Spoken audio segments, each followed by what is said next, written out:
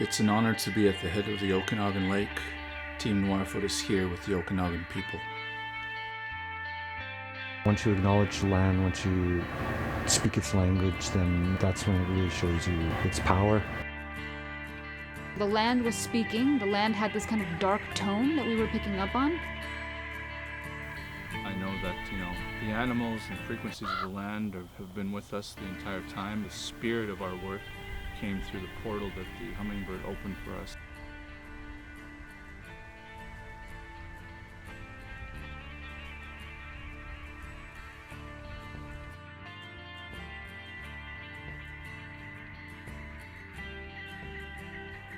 We're out in beautiful British Columbia on the northern tip of Lake Okanagan, just north of Vernon. And we're here working with participants from all around the area, teaching them the fundamentals and expert skills in filmmaking.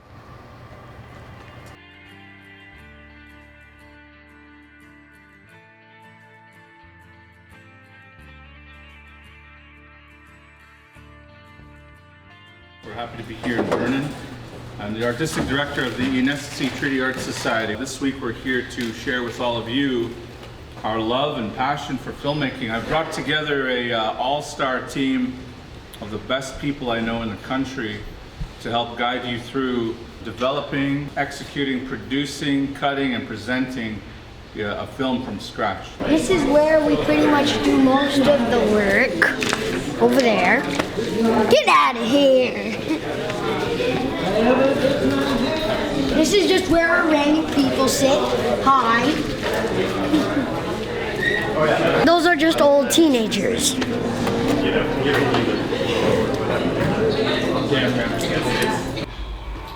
anybody in the room want to say a position that they know on a film set? Like what's a role on a film set? Anybody? Director, sound, you guys know any of the roles on set? A grip. Great. So grip handles all the stands, all the rigging, all the scaffolding.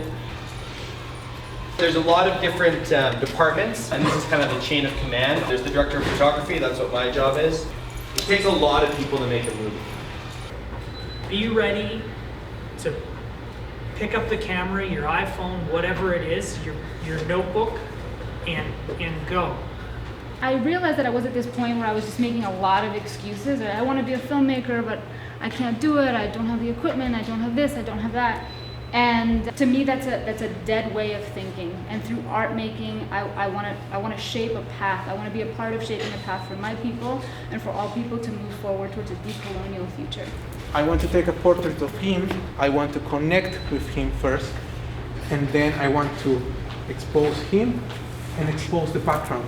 So this is kind of called a haircut. When you don't see the top of the head in the shot and you crop in, if you're trying to do something creatively, maybe you want Shayla to feel more powerful in the shot, you shoot her lower. In the workshop, what I was trying to communicate very quickly in a short amount of time that we had was, it's not about the words on the page. It's what you put into it as an actor.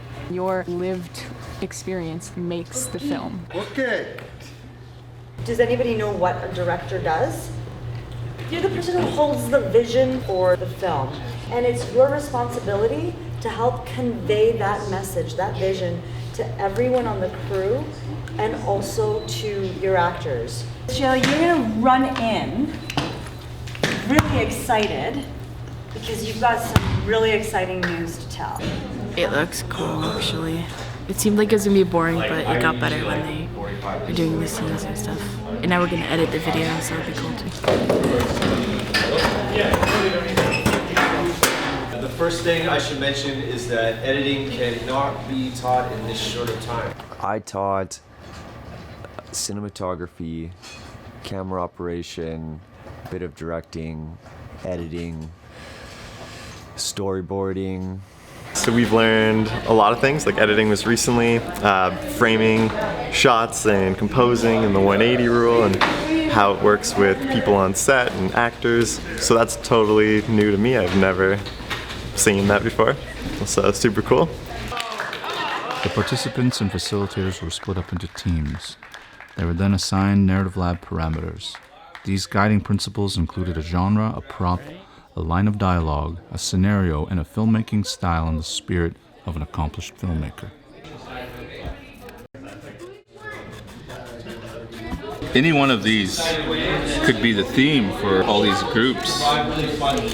These little things will be worth billions someday if somebody holds on to them.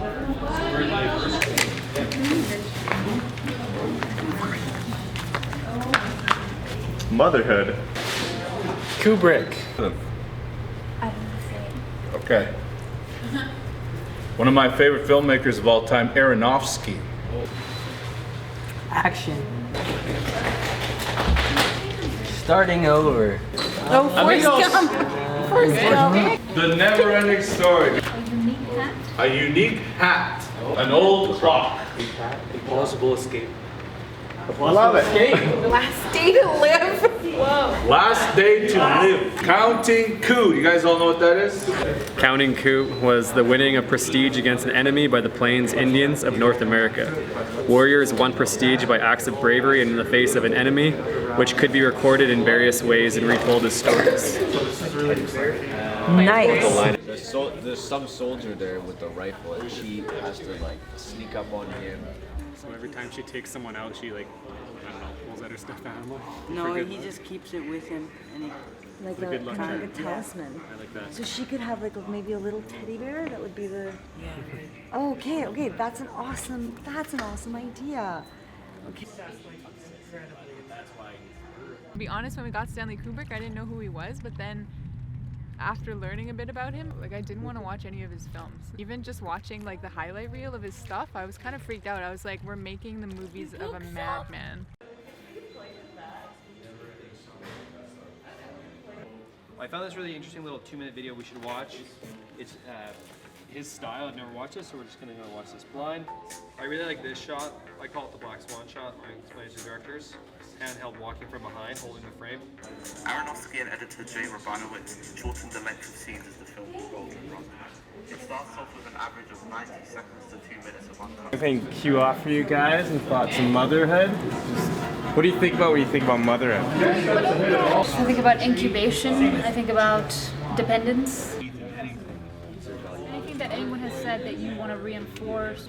I thought we could just like show someone being chased by a car or something. Impossible escape. And the director's filming style as well, right?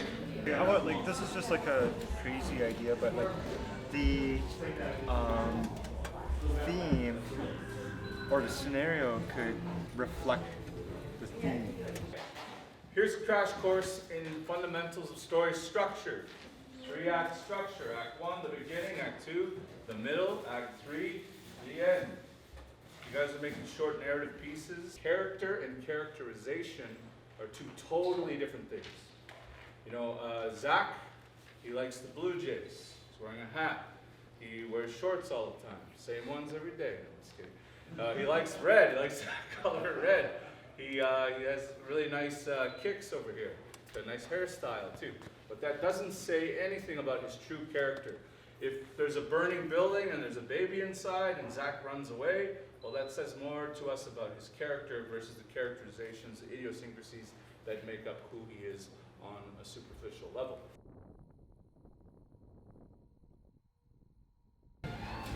You know, the vibes are good. We're about to start the narrative lab sessions. Everybody's got great stories, great ideas, solid teams, and now we just get to watch the movie making process happen. It's pretty cool. We're creating the final touches to our script and sort of piecing everything together so it's one whole cohesive story. And Olivia's giving me all her brilliant ideas and I'm taking credit for them. Just kidding. Our story is about two young boys. They kind of wrote the impetus of the story, Water Boy and Earth Boy. We have one girl, Olivia, in our group who the script that she wrote was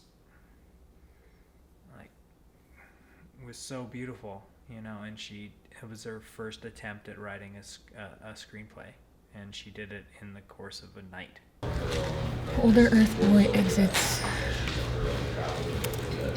Exterior, Earth Boy, shrugs. Got the water, be careful. So last night we made a basic story, and now we're kind of putting all the details into it. And then after this, I think we're gonna go get the props in Vernon. It's kind of like post-apocalypse, and Shayla's starring in it again. So basically, she's with her brother, and that's all she has. So it's the 4th shaking of the earth coming now, and I'm looking forward to kicking some ass. Well, the writers have agreed we're going to be filming the lake, on the highway, well, not on a highway, but on a road, paved road, an office. Those are the 3 main locations as far as I know. And some people are going to come and look at the mud dock and then try to find the exterior prison. Would you like to come, or do you want to stay? I'll go. You'll come? Okay. It might be nice to have a longer scene with the mother and the daughters. I can be the mom. Yeah, I want you to be the mom. I'm the oldest. Yeah, you be the mom. You know, we're the hummingbird. Yeah.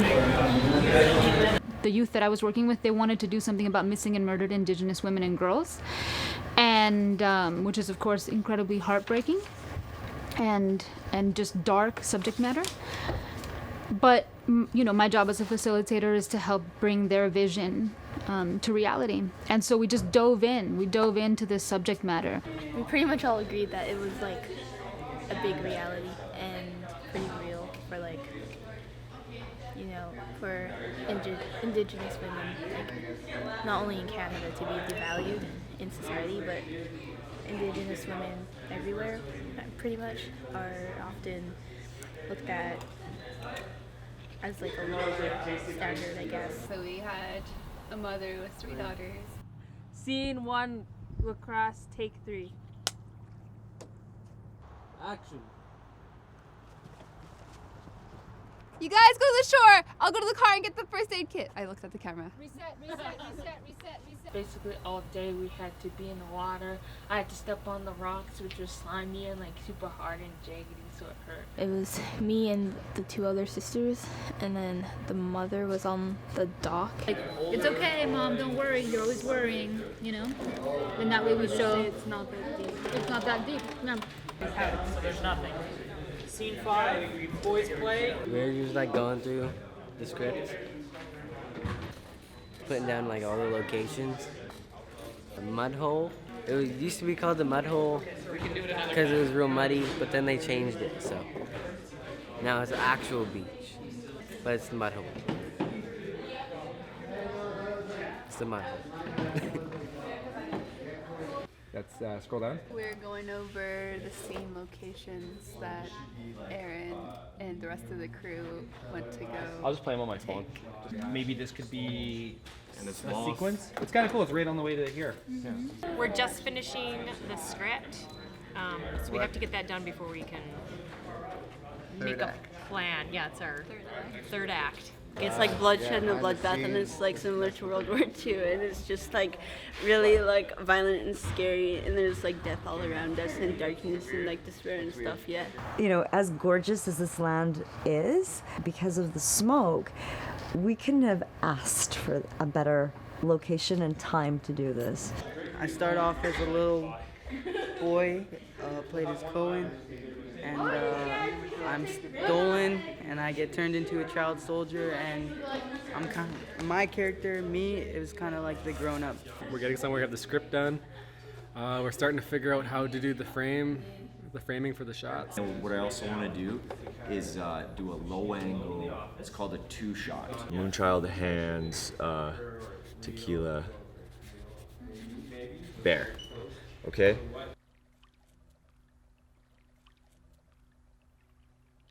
While Sean just jumped in the water, trying to save one of the bees. The bumblebee safe.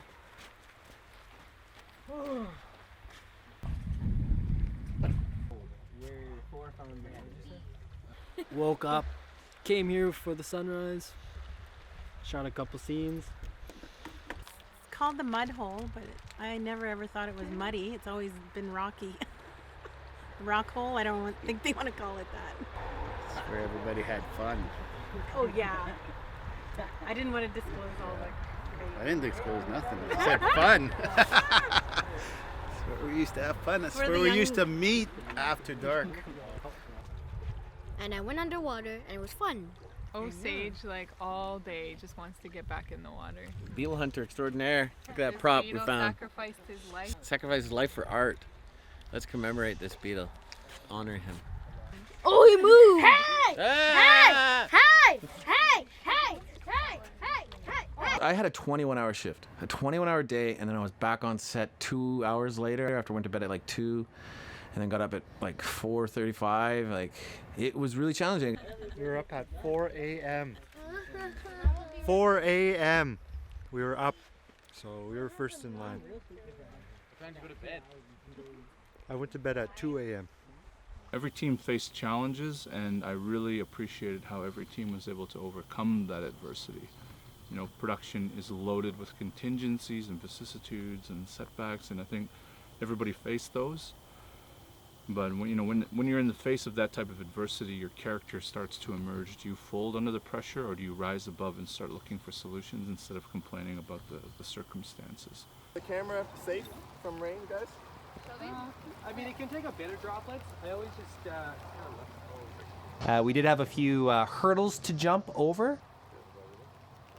You just adapt, you know, and I think that's what our team did. We double booked our location, so we didn't get to go film where we were supposed to, so we had to improvise and do our end middle scenes first. When we're doing the ending scene, we only used natural lighting in our phone's lights. We had to be really quick because it was during the afternoon and we're losing our lighting. Put us behind a little bit, but I think, you know, in terms of a learning experience, the students are wiser from that, because when you make a movie, stuff's always going to happen, and it's about having that kind of on-set problem-solving brain versus having the frustrated brain. We worked around it. We didn't just give up. We wasn't, you know, whatever, this is all ruined. We're gearing ourselves up for the last scenes of our day.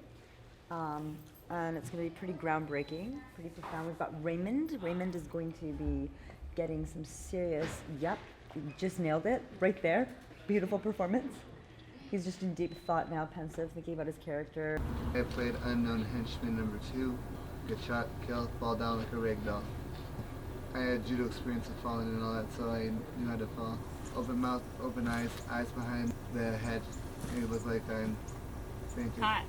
What he brought to the table was really cool. He's a theater actor, so to see him throw in the dynamic, I just gave him a little bit of action cues on like where to fall and how to land. Mark had an idea that we could actually shoot through the scope of a rifle. It took a while to get it just right, so you actually see our guy get shot and fall to the ground through the scope. Look around twice, ready? Action! Bang! Poor Raymond had to fall and die about 25 times. So I'm making a prop poster of one of the missing women. I hadn't done this sort of intensive with the dramatic production in a while. There's an energy about it that is exciting. I like it, and I like the food and people, most of them. Most I like Shane. Shane made a lot of meat in a smoker yesterday. And luckily we're gonna have it in the stew today, which I think is gonna be great. Well, today we just got an easy soup and sandwiches with salad complimentary. But it's like not just any ordinary soup, it's smoked chicken noodle soup. So it's the smoked chicken from last night, roasted cauliflower, and the broccoli. Tali Kwam Kwam, Shane. Tali Kwam Kwam. It's really good.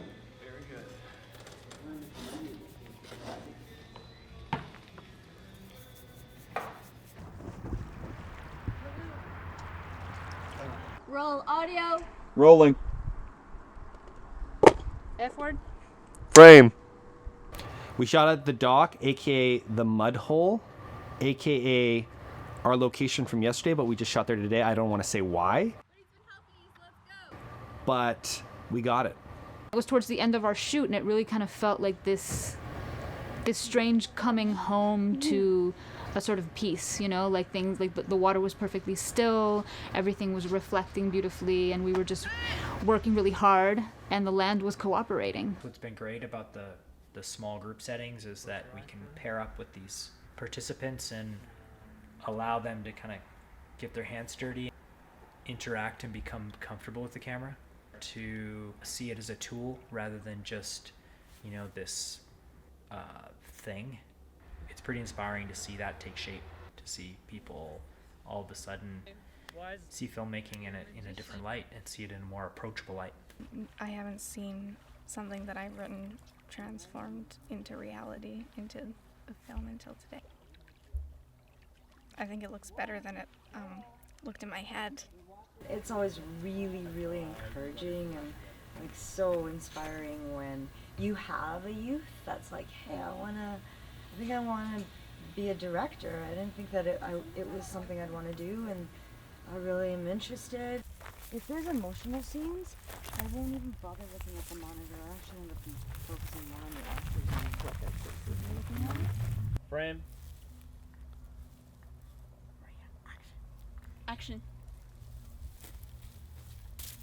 There's something about this workshop that you're able to go out into the field and execute. You could teach it all you want in a classroom, but once you're out here in the field and you're doing it, you're holding a boom, you're behind the microphone, you're setting up the lights, that is just so important to gain that experience, because once you gain it, you have a deeper appreciation and you may even discover love for it.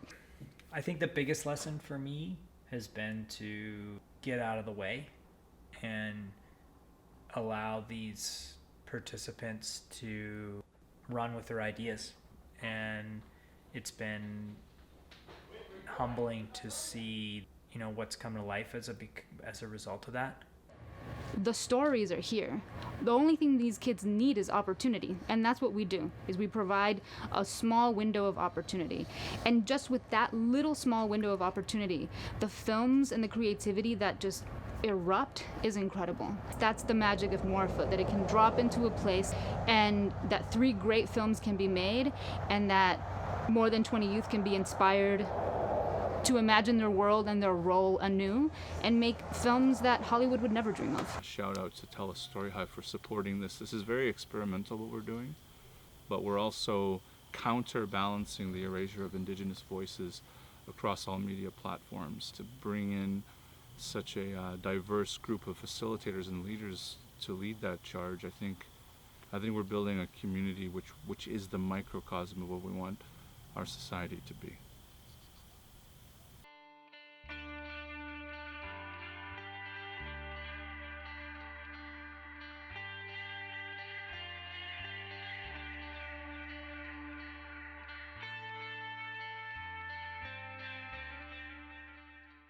Now, goodbye.